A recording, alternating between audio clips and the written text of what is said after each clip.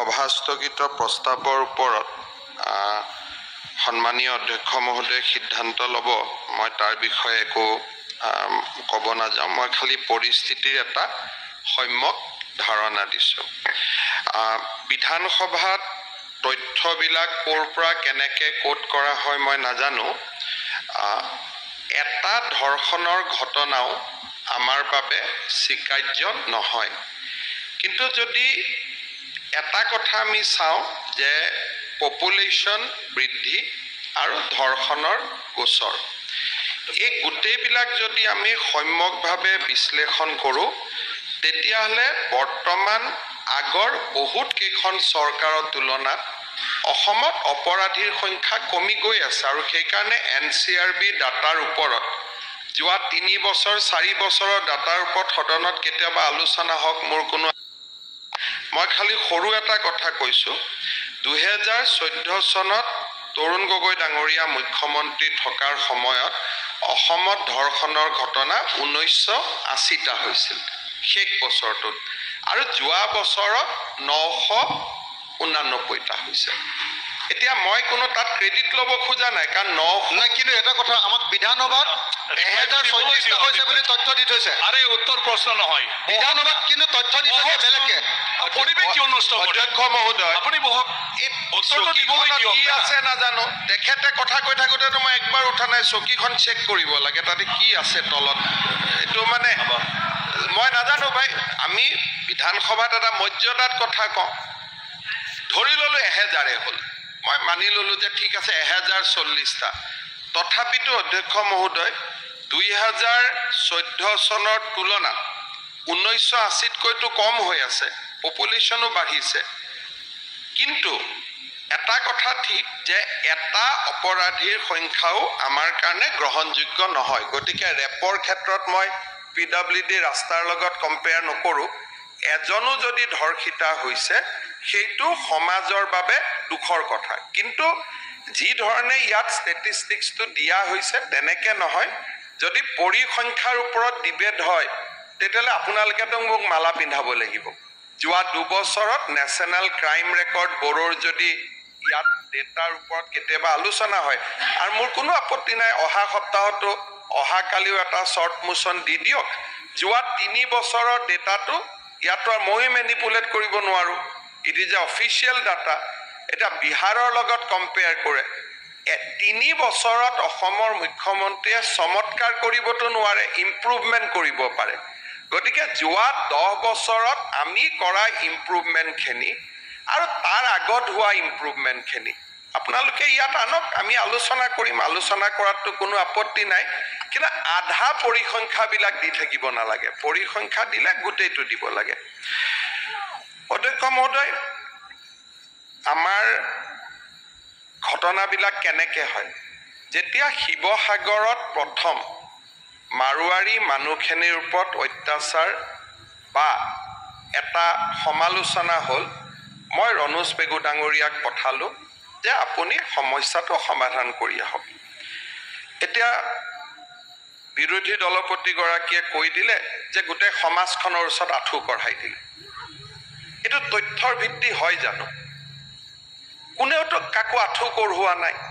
ৰণোজ পেগু ডাঙৰীয়া উপস্থিত আছে, তেওঁলোকে ঘৰৰ পৰা শৰাইখন লৈ আহিছে, কয় আমি সমাজখনৰ ওচৰত আঁঠু কাঢ়িম। আঁঠু কঢ়ুৱাই দিয়া, কিন্তু সেইটোৰ কাৰণে 27টা সংগঠনক এতিয়া নটিচ দিয়া হৈছে। প্লিজ সেইটোৰ কাৰণে 27টা সংগঠনক নটিচ দি মাতি দিয়া হৈছে। আপুনি বহক। অধ্যক্ষ মহোদয়, ছাৰ, এনেকা কৰিলে কেনেকুৱা হৈছে? মই ৰিকুৱেষ্ট কৰিছোঁ যে আপুনি আৰু 5 মিনিট সময় দি দিয়ক, তেওঁ কথাখিনি কৈ লওক। নাই অলৰেডি কৈছে না, মোৰ কোনো আপত্তি নাই। না, মোৰ কোনো আপত্তি নাই। ক'লে উত্তৰটো শুনি লওক না আগতে। আৰু প্ৰত্যেকটা কথাত কিয় আপুনি কিবা কৰি থাকে? প্ৰত্যেকটো শব্দৰ বিশ্লেষণ চাব। বিৰোধী দলপতি ডাঙৰীয়াই ক'লে যে আমি মাৰোৱাৰী সমাজখনক সমাজৰ আগত আঁঠু কঢ়ুৱাই দিলোঁ। একজেক্ট সেইটো শব্দই কৈছে।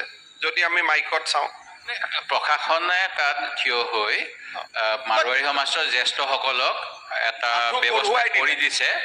আৰু যিটো ব্যৱস্থাত তাতে বক্তৃতাখিনি শুনিব আপুনি যিকেইটা সংগঠন 30টা সংগঠনৰ বক্তৃতাখিনি ভিত্তিত এইখিনি কোৱা হৈছে না অধ্যক্ষ মহোদয় তাৰমানে 30টা সংগঠনক বিৰোধী দলপতিগৰাকীয়ে সমালোচনা কৰিছে তেওঁলোকৰ বক্তব্যৰ কাৰণে মই সেইটো কথা কোৱা নাই কোনটো মই যিখিনি কথা কৈছো কৈছে? মোৰ কথাখিনি আপুনি শুনি লওক তাতে মানে যিটো কথা সমস্যাটো কোৱা যে- হৈছে সমস্যাটো হৈছে যে খিলঞ্জীয়াৰ সংজ্ঞা 22 তাৰিখৰ দিনা এই বিধানসভাত কৈছে দিব নালাগে আৰু 5 নম্বৰ 6 নম্বৰ ছাৰ এই কনফিউজন থাকিলে নিজৰ মতে টুইষ্ট কৰি থাকিব পাৰি পানী হাফ ফুল গ্লাছ আৰু হাফ এমটি গ্লাছ মুখ্যমন্ত্ৰীয়ে সেইটোৱে কৰিব বিচাৰিছে যিখিনি সমস্যা সমাধান কৰিব পাৰি সেইখিনি তেখেতে কৰিবলৈ যত্ন কৰা নাই খালি কথাৰে টুইষ্ট কৰি পেলাই কথাখিনি কৈ আছে প্ৰকৃততে ছাৰ দোষীকেইজনক কিয় শাস্তি দিয়া নহ'ল ছাৰ আৰক্ষী ইমান বিফল নে 3জন লৰাই খালি আগতে কৰিছিলে তেওঁলোকক ছাৰ এৰেষ্ট কৰিব লাগিছিল তেওঁলোকক কিয় এৰেষ্ট কৰা নহ'ল সেইখিনি ছাৰ আমি ইছ্যুটো আনিছো ল এণ্ড অৰ্ডাৰ আইন শৃংখলা কোনে আঁঠু কাঢ়িব লাগে কোনো আঁঠু নহয় সপংগত আহিছে যিহেতু চৰকাৰে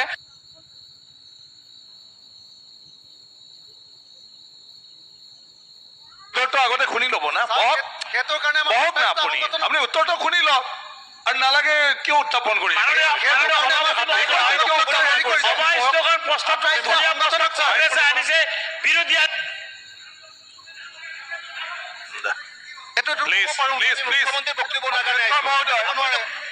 অধ্যক্ষ মহোদয় কোনো ৰেকৰ্ডত নাযাব অধ্যক্ষ মহোদয় মুখ্যমন্ত্ৰী ৰেকৰ্ডত অধ্যক্ষ মহোদয় আৰু ৰেকৰ্ডত নাযাব বিৰোধী দলপতি গৰাকীয়ে যেনেকে কথা টুইষ্ট কৰিছে কিবা কৰিছে আমিতো আপত্তি কৰা নাই সদনৰ ৰেকৰ্ডত যি আছে তাতে থাকিব নিশ্চয় ছাৰ মোক সময় দিলে নহ'লে 2001 পৰা 24লৈকে ৰাজ্যত ৰুজু হৈছে 40,000 বলাৎকাৰ এনেকুৱা হলে আমাক মানে আগতে ক'বলৈ দিয়ক মই আপোনাক ক'বলৈ দিয়ক আগতে ক'বলৈ এইটো ডিবেট নহয় ছাৰ প্লিজ হ'ব প্লিজ অধ্যক্ষ মহোদয় বহক আৰে অধ্যক্ষ মহোদয় মুখ্যমন্ত্ৰী কৈ আছে ভাই অধ্যক্ষ মহোদয় প্লিজ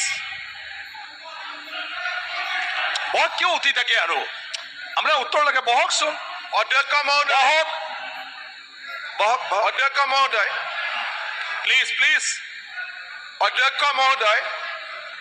অধ্যক্ষ মহোদয় সদনত বিৰোধী দলপতিগৰাকীয়ে কথা কৈ থাকোঁতে মই এবাৰো থিয় হোৱা নাই আৰু অখিল গগৈ ডাঙৰীয়াই কথা কওঁতেও মই এবাৰ থিয় হোৱা নাই যদি মই থিয় হ'লে আপোনালোকৰ অসুবিধাই হয় তেতিয়াহ'লে মোক প্ৰশ্ন কৰিবই নালাগে মই বহি থাকিম এতিয়া যি নহওক এতিয়া যাওক তাতে আৰু এটা বিধান প্লিজ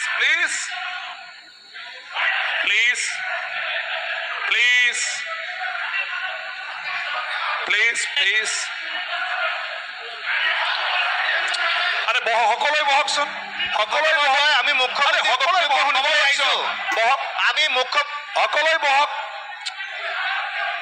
আৰে সকলোৱে বহক মাননীয় অধ্যক্ষ মহোদয় মাননীয় সভাপতি মহোদয় আৰে ইমান বহক না এতিয়া সদনতে মুখ্যমন্ত্ৰীৰ কিমান যাব ৰাখিব নোৱাৰি বাহিৰত কেনেকে ৰাখিব এতিয়া বহক সদনতে আইন শৃংখলতা ৰাখিব নোৱাৰি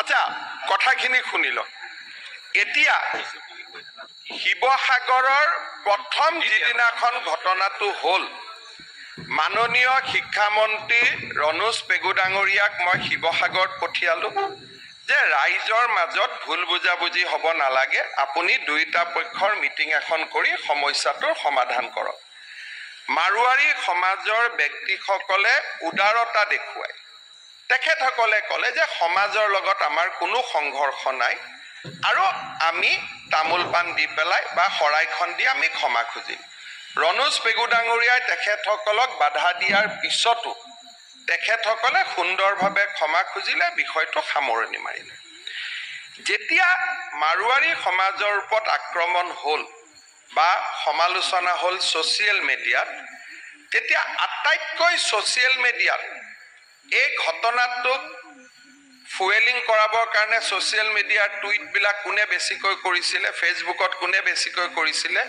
যিসকলে আজি বৰপেটা নগাঁৱৰ কথা দুখ প্ৰকাশ কৰিছে মোক ক'ব মই একদম ডেটাৰ পৰা কৈছোঁ আৰু অখিল গগৈ ডাঙৰীয়াই যদি মোক ক'ব নিদিয়ে এনেকৈ থাকে তেতিয়াতো শুনি লাভ নাই এডজনমেণ্ট মোচনটো নিজে নোহোৱা হৈ গ'ল য'ত আৰে মই তাৰো উত্তৰ দি দিওঁ নহয় সেইটো কিয় আপুনি 2 মিনিট মোৰ প্ৰশ্নখিনি শেষ হোৱালৈকেতো গোটেইখিনিৰ উত্তৰ পাই যাব আৰে আৰে প্লিজ প্লিজ আপোনাৰ নালাগে নেকি তাৰমানে আজি এতিয়া সন্মানীয় UDF আৰু CPM দলৰ সদস্যখিনিয়ে বুজি লওক যে সংগঠনখিনি আমাৰ 27টা সংগঠন আমাৰ উজনি অসমৰ পৰা মিয়া ঘূৰি আহিব লাগে বুলি বিবৃতি দিয়া সেই 27টাৰ ভিতৰতে আছে আৰু অখিল গগৈ ডাঙৰীয়াই কৈছে কিন্তু আমাৰ সংগঠন বুলি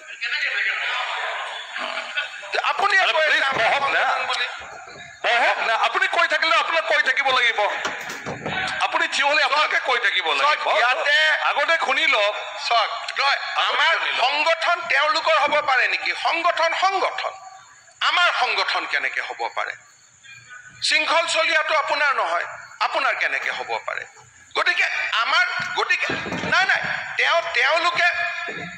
তেওঁলোকে আপোনাক মোৰ সেইকাৰণে মইতো আমাৰ বুলি কোৱাই নাই আপুনিহে আমাৰ বুলি কৈ আছে মোৰ সংগঠন যুৱ মৰ্চা ময়ূৰ বৰগোহাঁই মোৰ হয় মই কম উত্তৰ দিম সেইটোত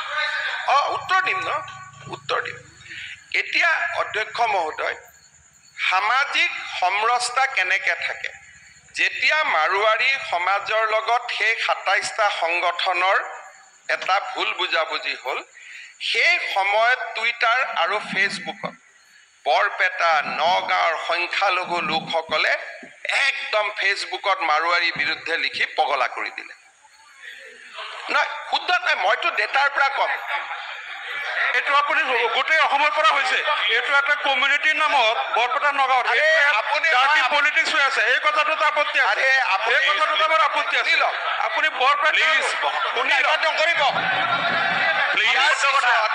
আমি মানি ললো প্লিজ বহক শুনি লওক আপোনালোকৰ সংখ্যালঘু মানুহ আৰে মোক এনেকে আমি সংখ্যালঘু মানুহ শুনি লওক আগতে ক'বলৈ দিয়ক আগতে ক'বলৈ দিয়ক আগতে ক'বলৈ দিয়ক আৰে নেক্সট লাইন আগতে ক'বলৈ দিয়ক সংখ্যালঘুৰ ওপৰত আপোনালোক কিয় পলিটিক্স কৰিব নিদিওঁ ছাৰ বাপৰে ইমান সংখ্যালঘু আপোনালোকে ক'বলৈ দিয়কচোন ইছ্যুবিলাক চিফ্ট কৰি বাপৰে মানিব লাগিব ক'বলৈ দিয়ক আগতে ক'বলৈ দিয়ক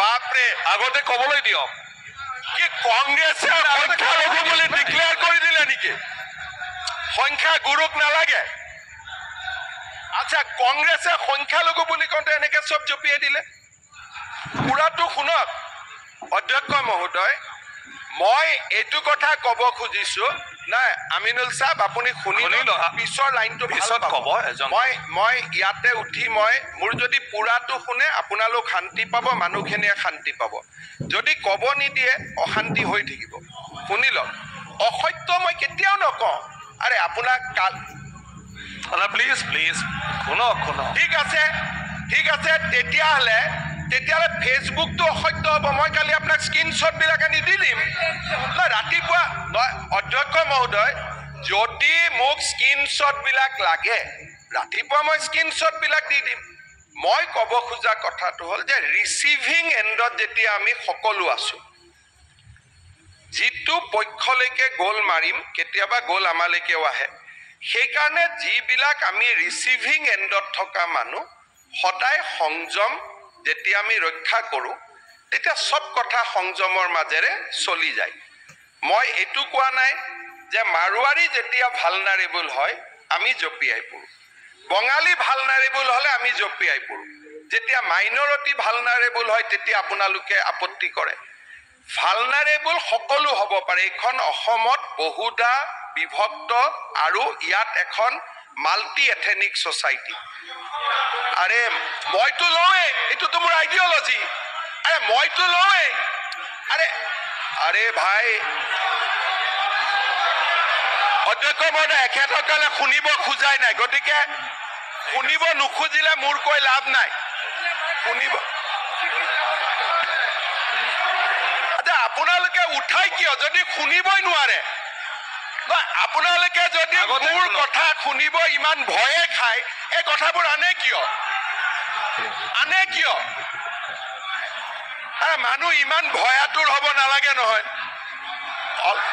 আচ্ছা এতিয়া আজি আপোনালোকে এখন ডাঙৰ জুই লগাই দিলে আচ্ছা আজি আপোনালোকে ইয়াত বহি অখিল গগৈ ডাঙৰে আৰে প্লিজ প্লিজ মই ক'লো আপুনি যি কৰে কৰক হাউচত কি কৰিব আৰে মই ক'লো আপুনি মোক যি কৰে মুখ্যমন্ত্ৰী কৰক। ডাঙৰীয়াই কৈ আছে অলপ শুনক নে কাৰ পৰা শুনিব আপুনি এতিয়া অখিল মুখ্যমন্ত্ৰী ডাঙৰীয়াই কৈ আছে অখিল গগৈ ডাঙৰীয়া মই যি বাহিৰত কৈছো এটা হাউচত কৈ মোক যি কৰে কৰক ৰ'ব আজি আপোনালোক Please. আৰে মই ক'লো কি কৰিব এতিয়া আপোনালোকে মোক কি কৰিব এতিয়া মই ক'লো এটা আপোনালোকে কওঁতেতো মই বাধা দিয়া নাই আৰে অখিল গগৈ ডাঙৰীয়া অখিল গগৈ আপোনাৰতো উত্তৰ লাগে ন 2009 চনত আৰে শুনকচোন উত্তৰটো। মই চাই আহিছো বাদ দিয়ক আপোনাৰতো উপায় নাই আপুনি শুনিবই লাগিব কি কৰিব আপুনি মোক ক'ব হাউচত মই কাক মাতি আনিম নহয় মুখ্যমন্ত্ৰী ডাঙৰীয়াই কৈ আছে যে মই কাক মাতি আনিম আপোনাৰ কথাটো উত্তৰ দিবলৈ মই যদি উত্তৰ নিদিওঁ কোনে উত্তৰ দিব এতিয়া আপোনালোকক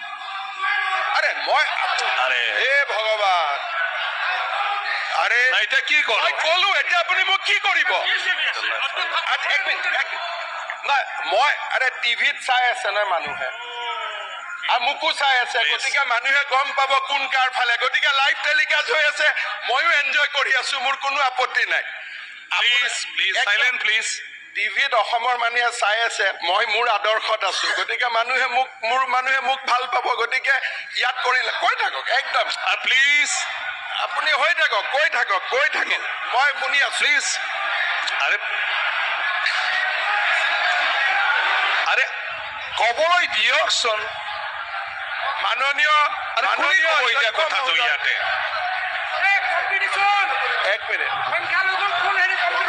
মাইনৰিটিৰ ভোটৰ কাৰণে যিমান কম্পিটিশ্যন কৰে কৰি থাকক মইতো তাত নাই আচ্ছা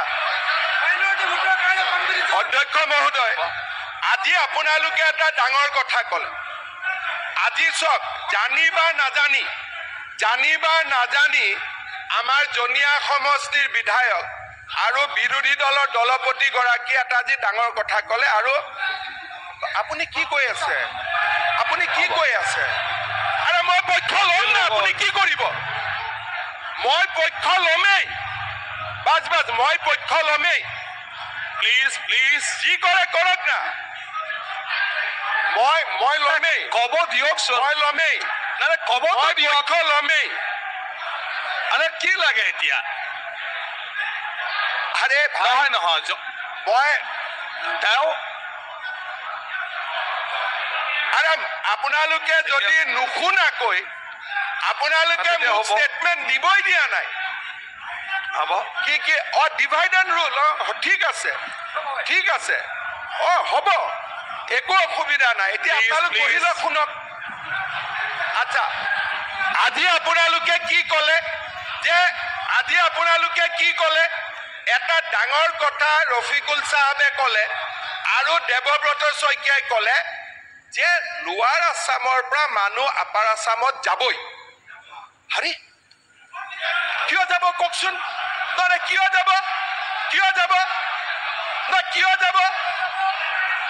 যাব আপোনালোকে কওক তাৰমানে আপোনালোকে গোটেই অসমখন ল'বই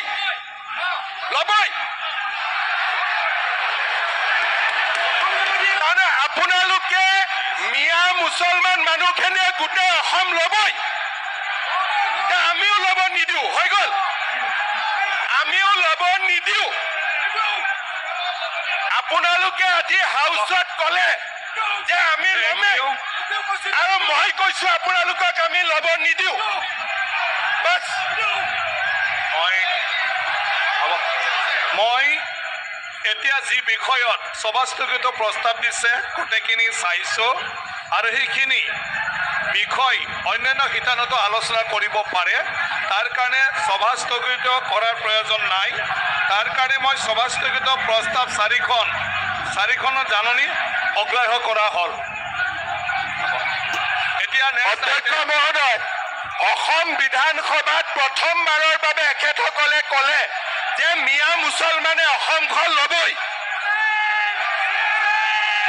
আপুনি ভুল কথা ৰং আছে হ'ব এতিয়া নেক্সট আইটেম আপুনি সদায় টুইষ্ট কৰে নেক্সট আইটেম বিৰোধী এটা মিয়া পক্ষৰ এইটো কেতিয়া হ'ব নোৱাৰে নেক্সট আইটেম অধ্যক্ষ মহোদয়, এই কথাটো বিকৃত কৰা হৈছে। অসমৰ এখন জিলাৰ মানুহ আৰু এখন জিলাত যাব নোৱাৰে। এতিয়া কাৰ্যসূচী নং 6 মুখ্যমন্ত্ৰী মাননীয় সদস্য শ্ৰী অখিল গগৈ ডাঙৰীয়াই মহোদয়ে আসাম কোৱালিটি বিল 2024 বিবেচনাৰ বাবে উত্থাপন কৰিব। শ্ৰী অখিল গগৈ ডাঙৰীয়া, এখন জিলাৰ মানুহ আৰু এখন জিলাত মিয়ালেন বনাব দিয়া নহ'ব। শ্ৰী অখিল গগৈ ডাঙৰীয়া, মিয়ালেন বনাব দিয়া নহ'ব। মুখ্যমন্ত্ৰী শ্ৰী মহোদয়, অখিল গগৈ ডাঙৰীয়া, এতিয়া অসমৰ এখন জিলাৰ অখিল মানুহ আৰু গগৈ এখন ডাঙৰীয়া, জিলাত যাব নোৱাৰিব, বিচৰণৰ অধিকাৰ নাই। মই শ্ৰী কথাটো মুখ্যমন্ত্ৰী মহোদয়, আপুনি মুখ্যমন্ত্ৰী মহোদয়, মই এতিয়া